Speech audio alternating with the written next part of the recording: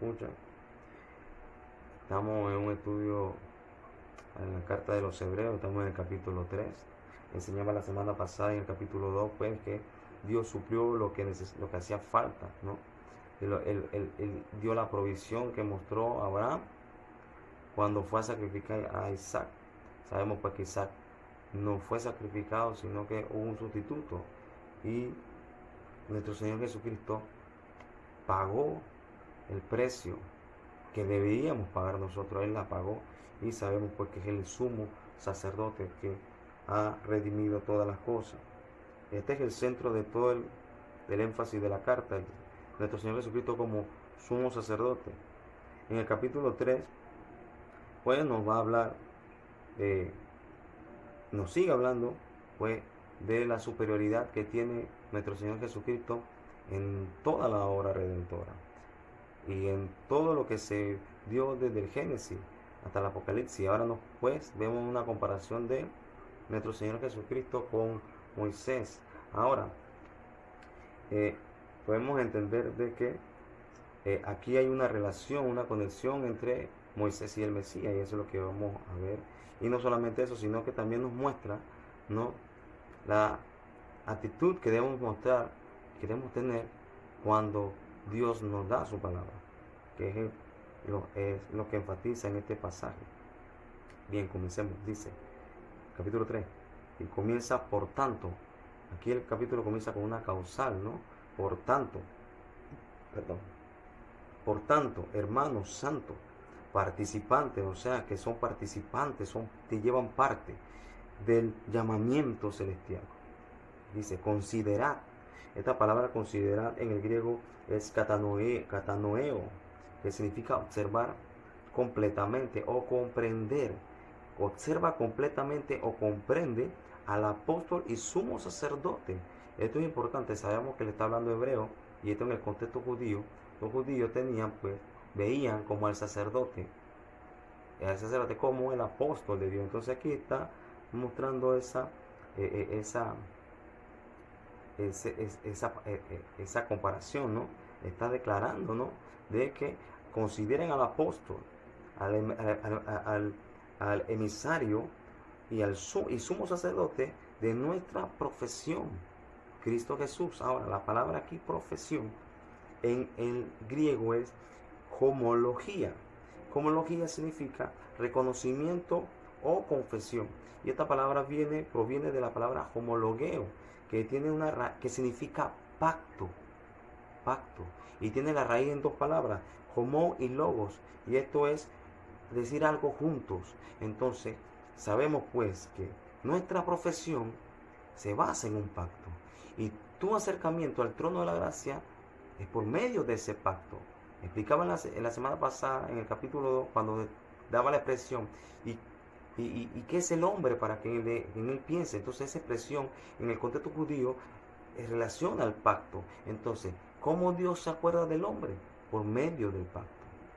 ¿Cómo eres agradable delante de Dios? Si la sangre de Cristo está en ti, si la obra redentora y si tu fe está puesta en Cristo Jesús. Entonces, sabemos pues que hay una conexión entre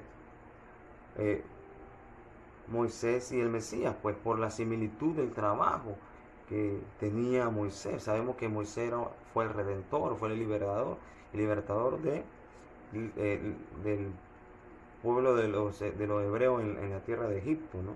Entonces, hay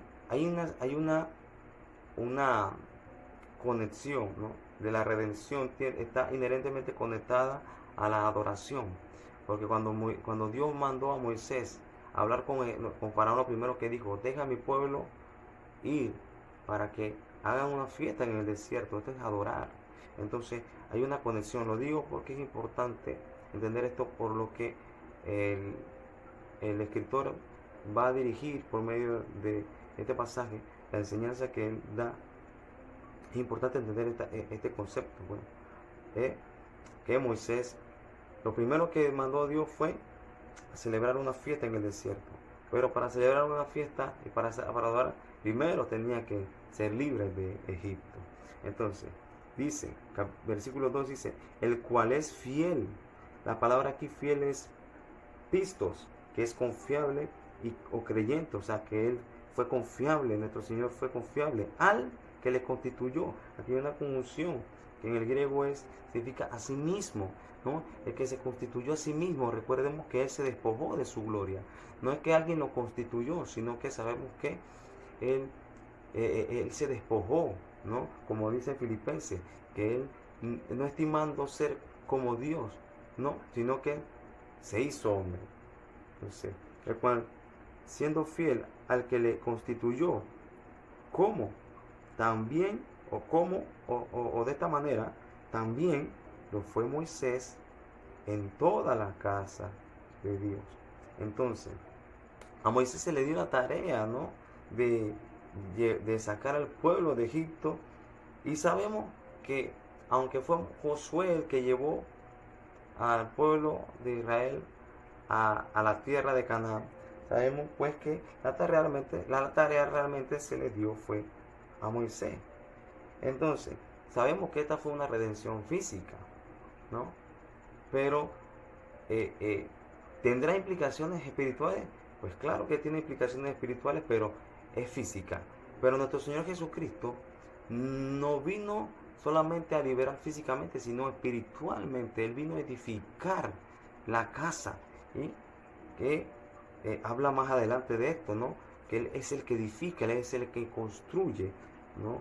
Él es el que vino a traer al pueblo y lo lleva al reino, ¿no? Sabemos que Él es el Redentor y es superior a Moisés en este aspecto. Por eso dice en el versículo 3, dice, porque de tanto mayor gloria que Moisés es estimado digno este.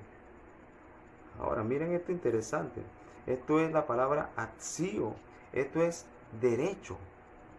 Atzio es estimado con derecho. Él tiene un derecho, ¿no? Porque de tanto mayor gloria que Moisés es estimado con derecho. Con derecho porque Él fue a la cruz. Él tiene el derecho.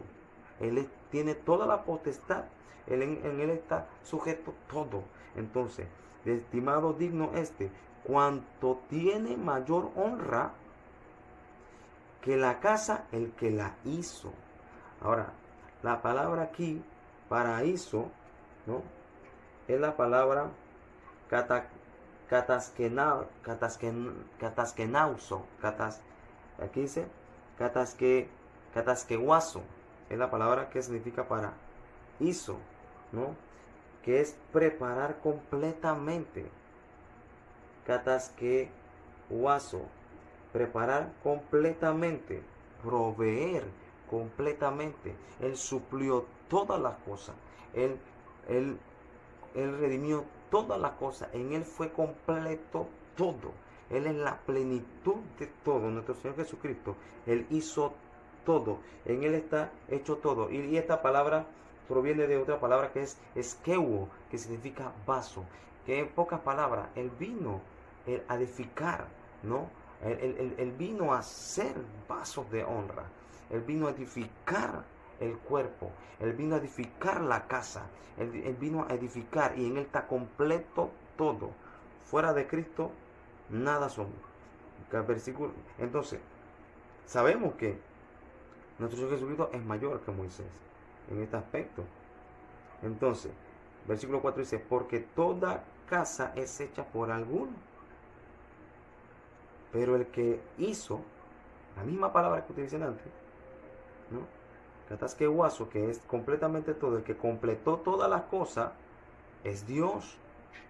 Ahora, Él es el constructor del reino. El hogar donde hemos estado hablando de nuestro destino, ¿no? Ahora, hay que tener cuidado con cuando hablamos con respecto al cielo, ¿no? Hay uno que dijo una vez, el cielo mi hogar, ¿no? Pero sabemos pues que la Biblia no dice que el cielo es nuestro hogar, ¿no? ¿Qué dice la Biblia? Dice que no, el primer cielo y el primer cielo y la tierra dice que van a pasar. ¿Por qué? Porque estas van a ser restauradas para nosotros. ¿Qué sabemos pues que en el cielo estaremos temporalmente, pero Él edificó todas las cosas para redimirla al hombre. Y que este es nuestro Dios Todopoderoso, el que hace todas las cosas, que es Él mismo. Versículo 5 dice, y Moisés, a la verdad fue fiel en toda la casa de Dios, como siervo. Miren esto, importante. Moisés fue fiel y él fue un siervo, pero no fue un heredero. Él fue fiel y fue siervo, pero no fue un heredero. No era un heredero. El heredero está relacionado con la autoridad.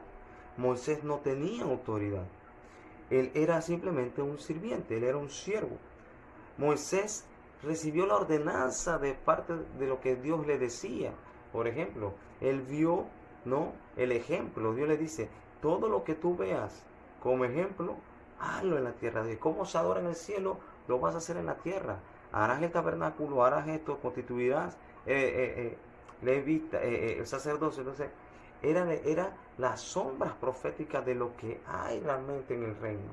Moisés ordenó todas esas cosas, pero sabemos que Moisés, cuando no oyó a Dios, a nuestro Señor, cuando Dios le dijo, háblale a la piedra, sino pues que la golpeó la roca, en vez de hablarle cuando dice, te daremos agua de esta roca, en vez de decir que fue Dios el que pues da el agua. ¿Y qué pasó? Pues sabemos pues que como sirviente fue reemplazado, ¿no? Fue reemplazado.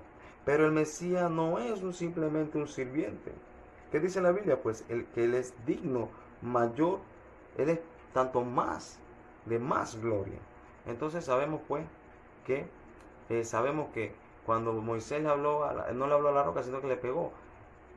Pero no es por medio de Moisés, es por medio de la roca, que es nuestro Señor Jesucristo, que es superior, que es el que suplementa.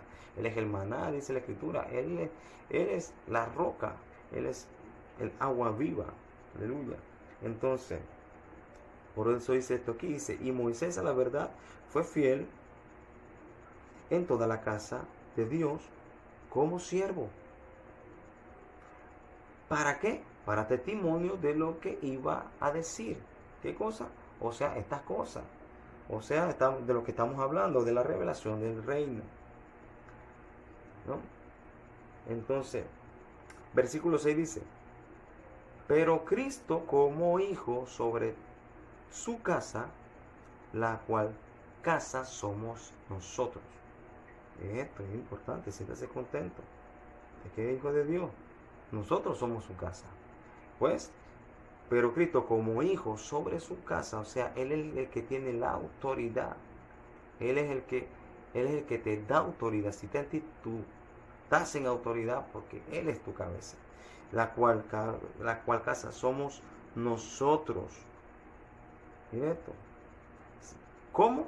Si retenemos firme hasta el fin la confianza y el gloriarnos en la esperanza. Ahora, quiero explicar algo antes de seguir aquí. La palabra aquí es un poco muy mal interpretada, porque la palabra en el tectus receptus es el que agrega la palabra hasta el fin. Solamente el tectus receptus es el único que añade esta palabra. Ahora, no debe alterarle el texto, porque la palabra aquí para fin es completar. ¿Qué nos está diciendo aquí? Que Él va a morar en ti si en ti está completada la confianza. Estamos hablando de fe. Sabemos pues que no somos salvos por obra, sino somos salvos por fe. Entonces, si en ti está completada la fe, si en ti está eso, Él va a morar en ti porque tú has sido salvo por fe. Aquí está hablando de la obra de la salvación. No es que esté hablando de perseverar hasta el fin, sino que ese es el resultado de la fe, que está bien, pero aquí está hablando de completar, ¿no? ¿Cómo será así? ¿Qué resultado habrá si en ti está completada la fe y te gloria de esta esperanza? Pues que Él va a morar en ti, ¿no? De que Él te va a renovar. Esto es lo que significa esto es renovar, ¿no? Sabemos pues que si Él está en nosotros, somos renovados. Eso es lo hermoso, ¿no? Aquí la palabra para esto es completar. Entonces, no era un siervo, sino un hijo, y un heredero, y una autoridad.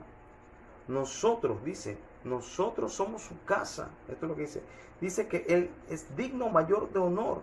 Él es el que construye la casa.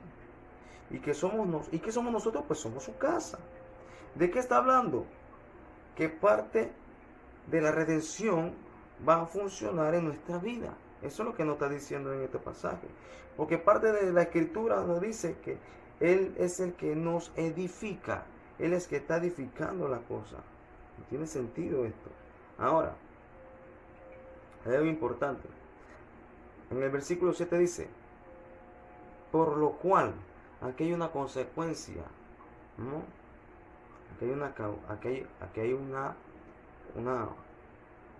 Aquí hay una implicación. Dice, por lo cual, como dice el Espíritu Santo, si oyeres hoy su voz. ¿Qué te está diciendo? ¿Qué nos está diciendo aquí? La palabra. Hay que entender esto. Dios está diciendo, si oyes hoy su voz, no quiere decir que si por si acaso lo escuchas. No, Él te está diciendo, vas a escuchar la voz de Dios. Dice, si oyeres hoy su voz, eso no quiere decir que por si acaso, no, la vas a oír. Dice, si por si acaso la oyeres, ten cuidado. ¿Cómo vas a responderle a esa voz? Tienes que meditar cómo vas a responder a esa voz, ¿no? Hoy esto va a ser enfatizado dentro del texto varias veces. Ahora, ustedes van a hacer una de estas dos cosas ante la proclamación de la verdad. Ustedes van a hacer, ante esto, van a actuar de dos formas. Ante cómo se proclama la palabra. Entonces, ¿qué estoy diciendo con esto? Que cada vez que la palabra es anunciada, o tú de que la vas a escuchar, la vas a escuchar. Pero hay quienes escuchan y obedecen, y hay quienes escuchan y se rebelan. Entonces, ¿qué te está diciendo esto? Que Dios va a hablar. Dios habla todos los días. Dios te está hablando a ti. La pregunta es, ¿cómo tú estás reaccionando ante la proclamación de la verdad? Esto es muy importante. ¿Cuándo Dios te está declarando y proclamando su verdad? Hoy. Por eso dice, por lo cual, si Él te está diciendo, Jesucristo es mayor que Moisés. Jesucristo es el mediador entre Dios y los hombres, es el redentor. Él es el que edifica la casa. Pero, ¿cómo va a edificarte? Ahí hay una condición. Si en ti está completa esta confianza, si en ti está completa la fe hacia Él, si tú estás creyendo completamente que Él es el Redentor, que Él es el Mesías, esto es fe y serás salvo por medio de la fe. Y después que eres salvo por medio de la fe, entonces Él edifica día a día, porque el objetivo de nuestro Señor Jesucristo es que nunca te aparte. Pues sabemos que por nuestra concupiscencia caemos y nos podemos levantar, pero en su voluntad no es que caigamos, sino que seamos edificados hasta que Él nos llame. Este es el fruto de la fe, cuando la fe es vivificada por el Espíritu de nuestro Señor. Entonces Él está diciendo, por lo cual, si oyes hoy la voz, atiéndela, dice, si oyes hoy la voz, no endurezca vuestros corazones. Si oyes hoy la voz, Él está diciendo, vas a oírla. Y si la oyes hoy, no endurezca tu corazón. Entonces, o escuchas y obedeces, o escuchas o te rebelas. No hay otra. Todo depende de cómo hagas ante la proclamación de la verdad. Hoy. ¿Por qué? Porque la palabra es luz. Y la Biblia dice en Efesios 5:13 que la luz, ante la luz todo es revelado. Todo es manifestado, perdón. ¿Sí? Todo es manifestado. Y cuando la luz te confronte, tú sabrás que realmente, tú sabrás que realmente eres ante la luz. O eres obediente o te rebelas. Y esto es profundo y de meditar. Porque Dios siempre nos está llamando. Dios siempre te está hablando. Si tú sabes que no has contestado a la verdad, obedece, busca y oye, no endurezcas el corazón. Eso es lo que te está diciendo aquí.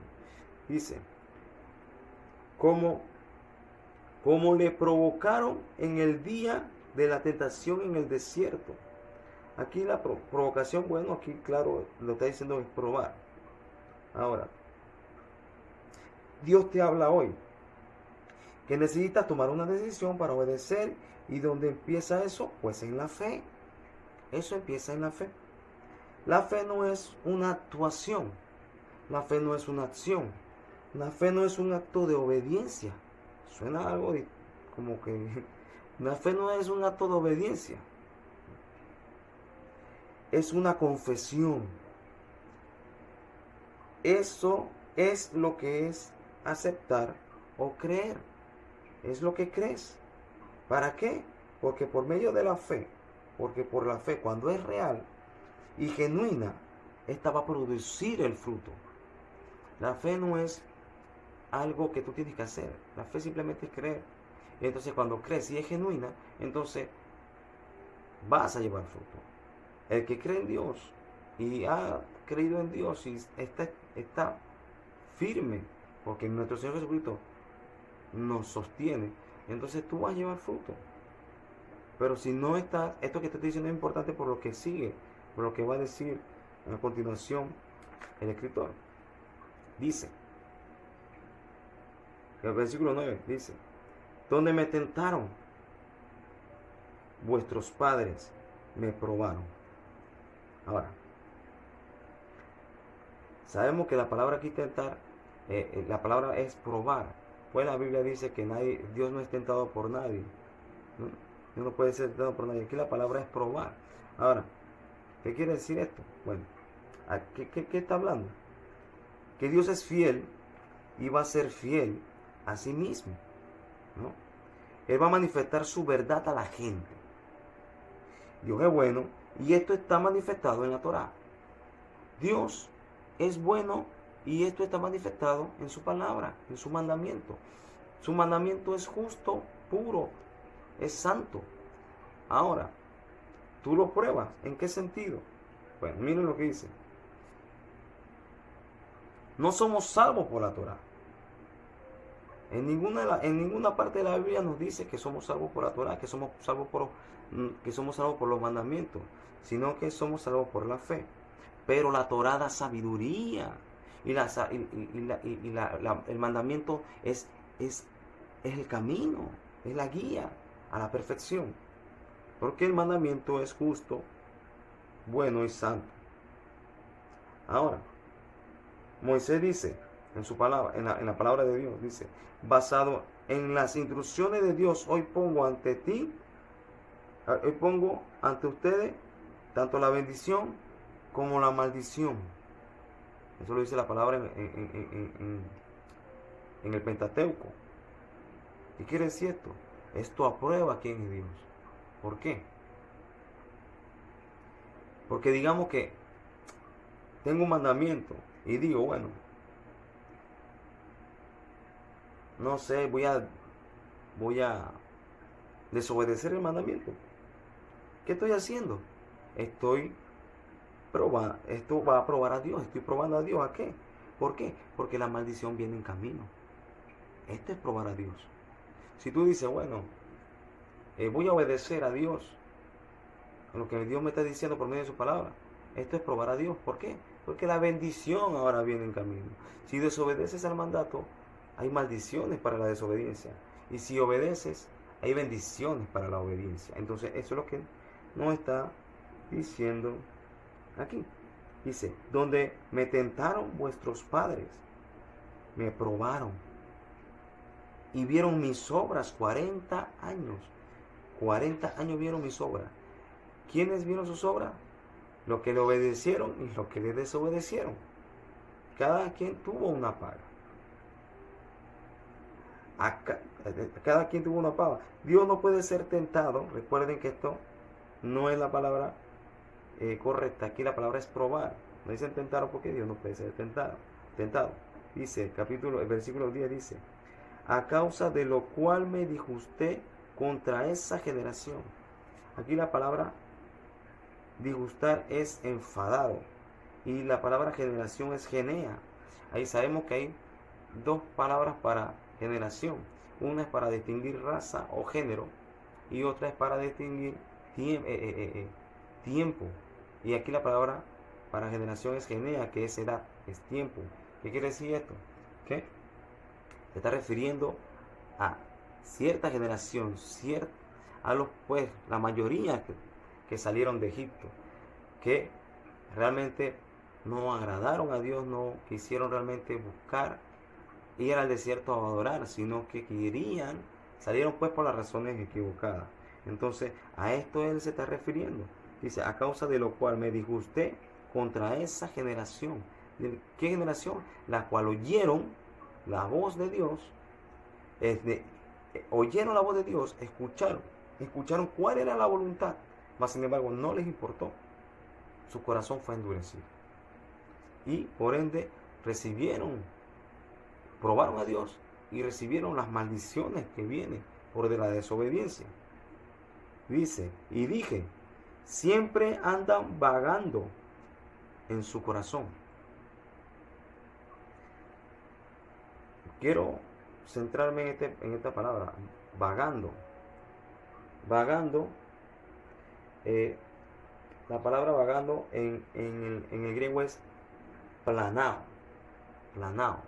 que significa engañador, extraviador, errante, descarriado, alguien que seduce a otro y es seducido. Eso es lo que significa vagando. Es alguien extraviado, errante, alguien que es errante y hace que otros sean errantes. Alguien que está extraviado y hacen que otros se extravíen también.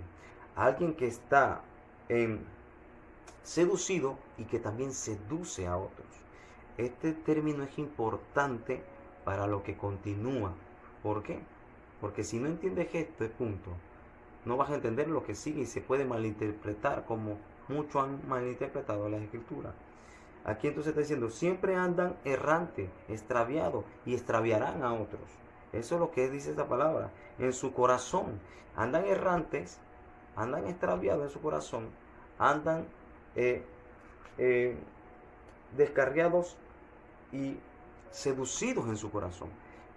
Entonces, este es un tipo de persona. Ahora, este tipo de persona se caracteriza por algo. Es lo que dice a continuación, dice, y no han conocido mis caminos. Entonces, ¿quiénes son estos errantes? Los que no conocen a Dios. La palabra aquí dice, y no han, es un contraste, porque no han.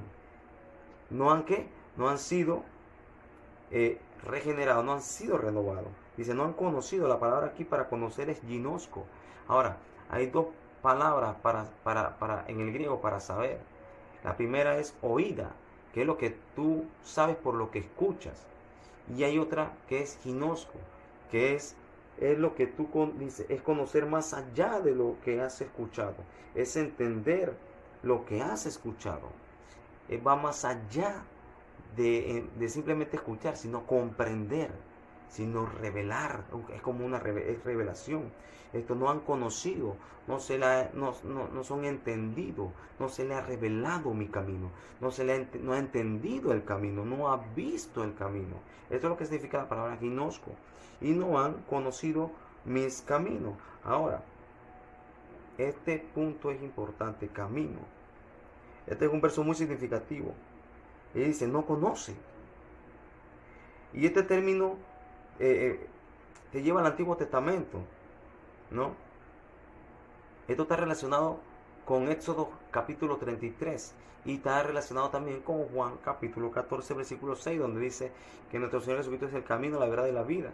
Entonces, el Mesías es el camino, pero hay algo que ocurrió con Moisés en Éxodo capítulo 33 versículo 12, específicamente 12 y 13, ¿no? Aquí tienes una discusión de Moisés y Dios. Ahora estamos hablando de Moisés, ¿no? Moisés está confundido, ¿no? Él conoce su tarea, que es la de llevar a la gente a la tierra, y conoce acerca del Mesías. A Moisés se le fue revelado de que había de venir un redentor, un libertador como él lo era, como él también lo era. Entonces él conocía del Mesías, y es por eso que él dice, Dios, no te entiendo. No me ha mostrado no me ha mostrado a quién vas a enviar. Dice, no te entiendo, pero dice, no te entiendo. Me has dicho que traiga a la gente a la tierra, pero no lo has hecho. Y tampoco me ha mostrado a quién vas a enviar. ¿Por quién está preguntando? Pues él está solicitando, pues, en ese momento al Mesías. Él estaba solicitando al Mesías. ¿Por qué? Porque Moisés creía que cuando iban a llegar a la tierra iba a comenzar el reino. Moisés pensaba que apenas llegaban a la tierra prometida, automáticamente iba a comenzar el reino. Y entonces él estaba pidiendo, pues, como él era el primer redentor, pues estaba pidiendo y buscando el segundo redentor, que es el Mesías. Entonces, aquí hay algo significativo. ¿Qué significa esto? Que para tú entrar al reino, tú necesitas el camino. Y si no conoces el camino, no entrarás al reino.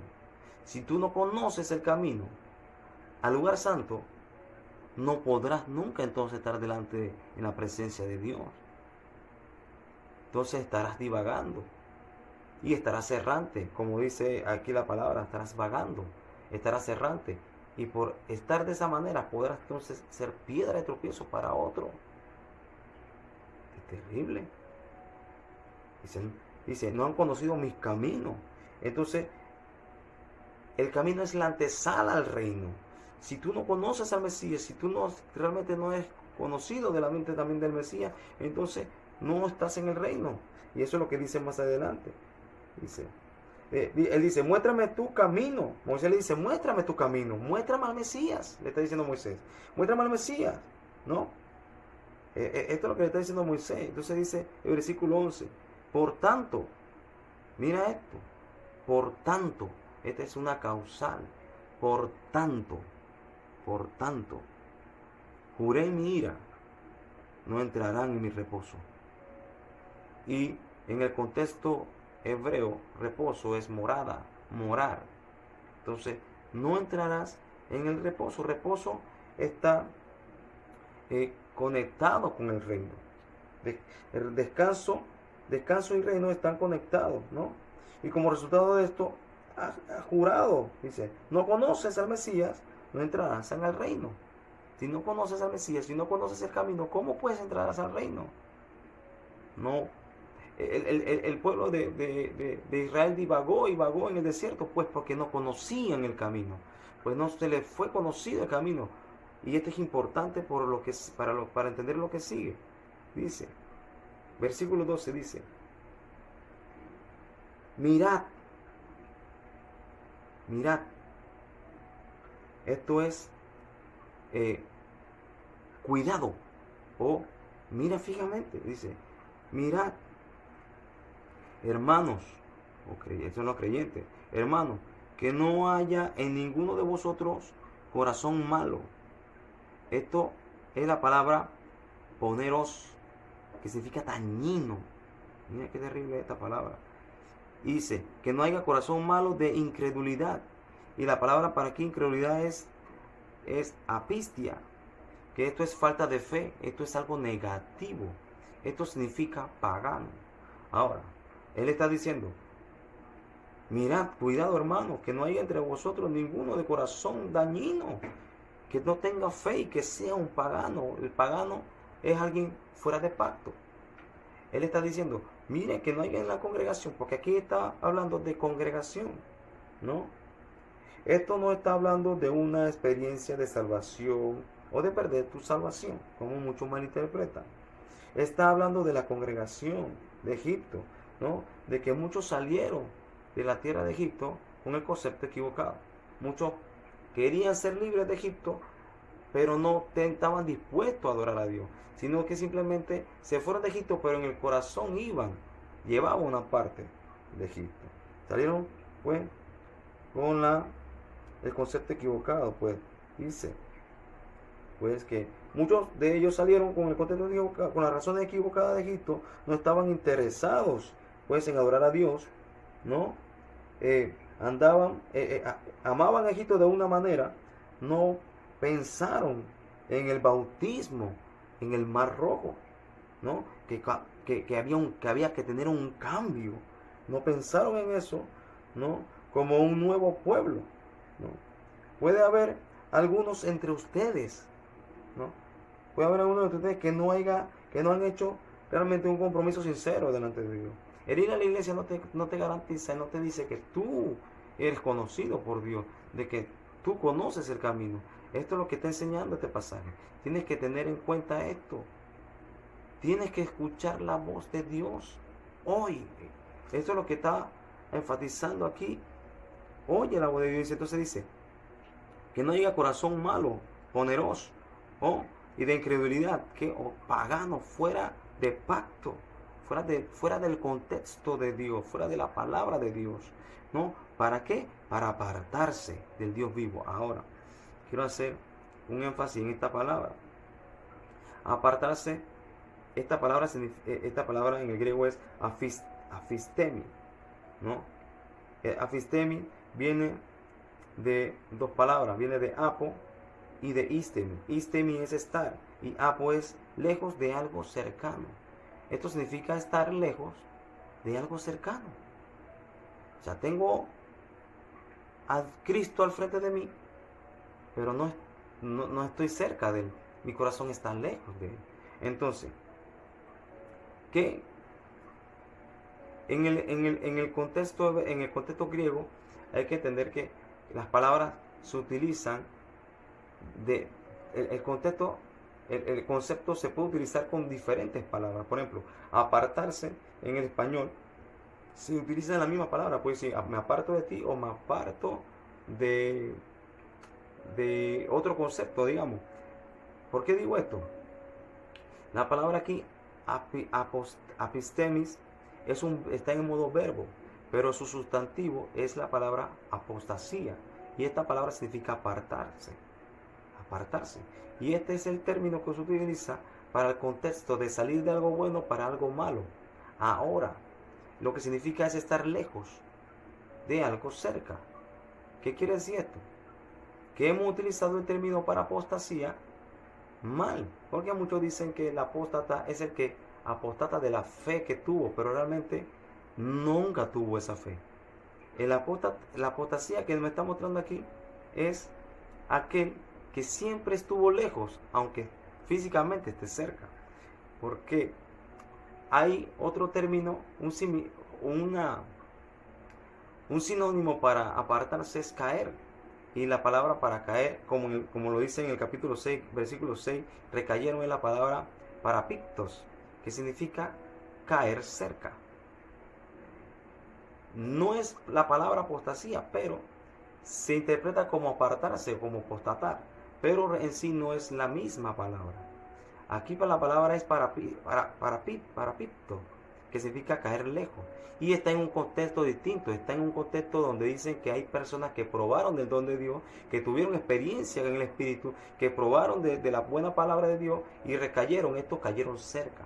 Pero ahora el término aquí para la apostasía que nosotros muchos mencionan viene del verbo afistemi, que es el sustantivo para apostasía, para aquellos que hablan contra la fe, que es esta, que es afistemi, que viene de la palabra apoistemi, estar lejos de algo cerca.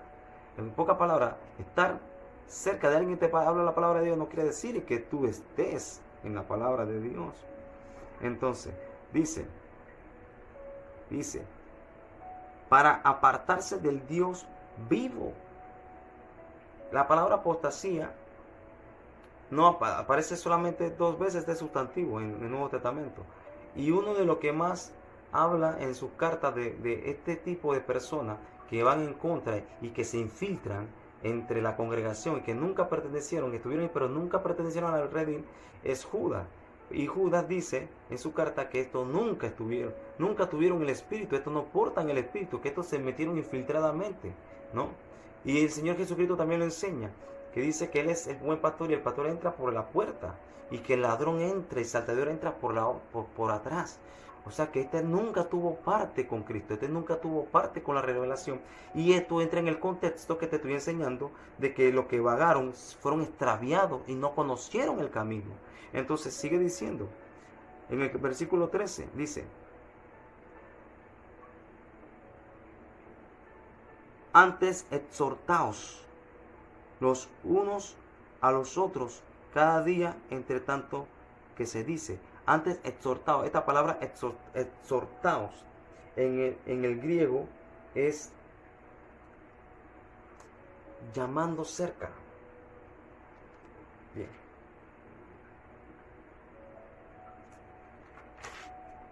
Llamando cerca es la palabra para caleo. Para es cerca y caleo es llamando. Entonces, él está diciendo, antes exhortaos, antes llámense, antes únanse, llámense cerca. Lo contrario de estar lejos. Llámense cerca los unos a los otros cada día. Estando tanto que se dice, esta palabra dice, están siendo llamados. ¿Cuándo? Dice, hoy. Hoy está siendo llamado. Hoy están siendo llamados. Entonces está diciendo, hay unos que están cerca, pero realmente en su corazón están lejos, como los fariseos. Los fariseos criticaban y juzgaban al Señor Jesucristo y estaban cerca del camino más. Sin embargo, en su corazón estaban lejos. Pero él está diciendo, ahora exhortado, ahora llámense cerca de los unos a los otros, porque están siendo llamados. Entre tanto, ¿qué se dice? Esto dice en la palabra kalos, que es están siendo llamados, ¿no? Están siendo convidados. ¿Cuándo? Hoy. Entonces no desprecien la palabra, como dice, no endurezca tu corazón. Si vas a escuchar la palabra, no endurezca el corazón, para que ninguno de vosotros se endurezca por el engaño. Y la palabra engaño del pecado. ¡Wow! Bien.